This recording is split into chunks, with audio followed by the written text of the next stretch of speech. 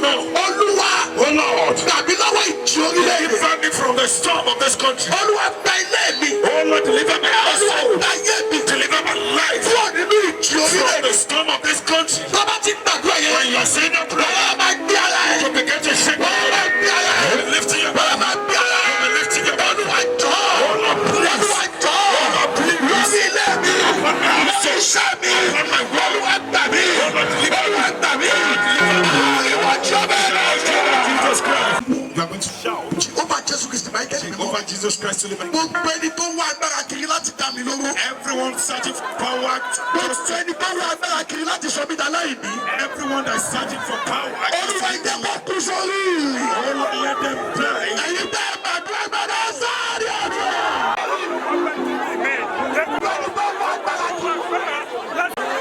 You are going to lift up your right hand. Oh Lord. Every hand that's on the way beside you. Let it cry home. If you cannot pray that prayer because of you, I think you should pray because of your child. Jesus Christ only make it. And take away the sin.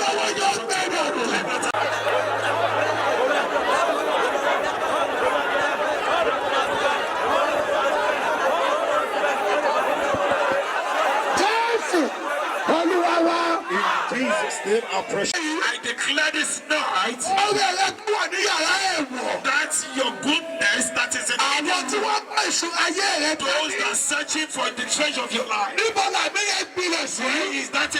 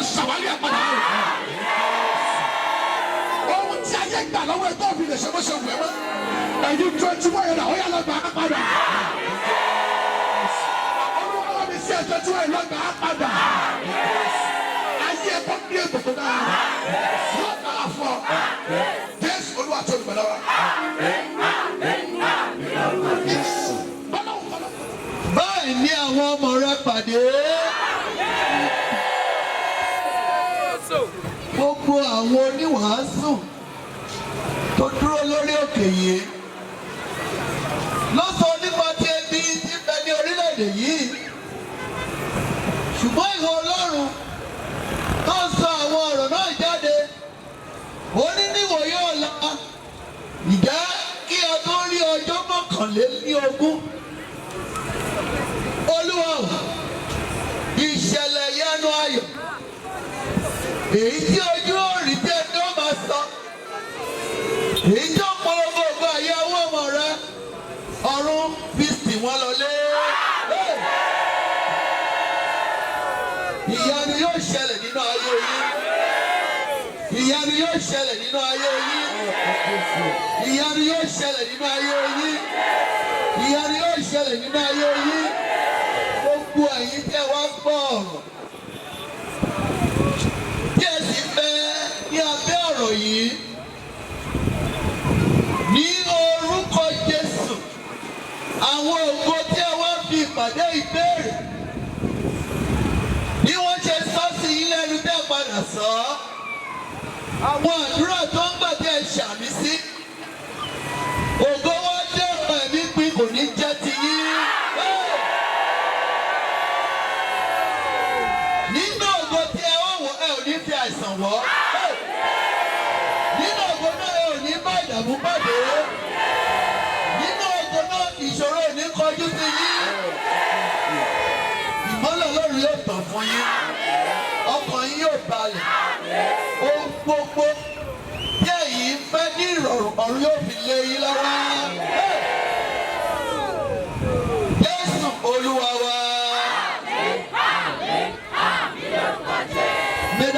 of our Lord Jesus Christ, the love of God, the fellowship of the Spirit, be and abide with you all.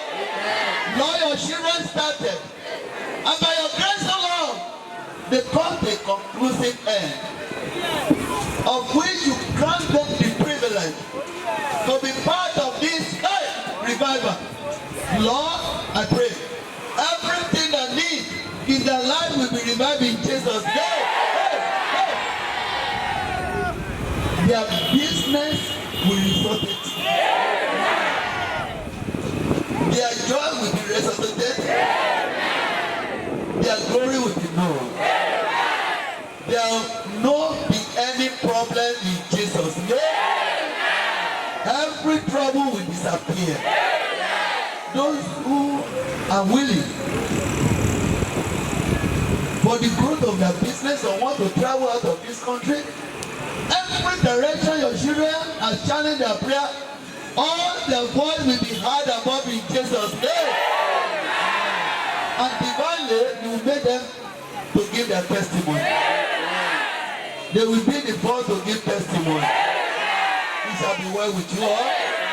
It shall be well with you all. And to all those, the organizer of this revival, I pray. The God that makes things known by his own power. And you are saying that the laborer deserves his own wages. They have worked before they put everything down to make success of this revival. No day of their life, success will follow them. They have not known that is where they can carry shares. Father, they will carry share for them. Carry share for them. They will carry share for them. And they will be celebrated. And to the shepherd, I pray, Lord, you continue to strengthen your son. You continue to lift it up. And to the church of God that brings this, and many as they join it, oh Lord, you will continue to be with your child. And their prayer will continue to be answered. And together we are going to be blessed. And together we shall all have our testimony. In Jesus' mighty name I pray.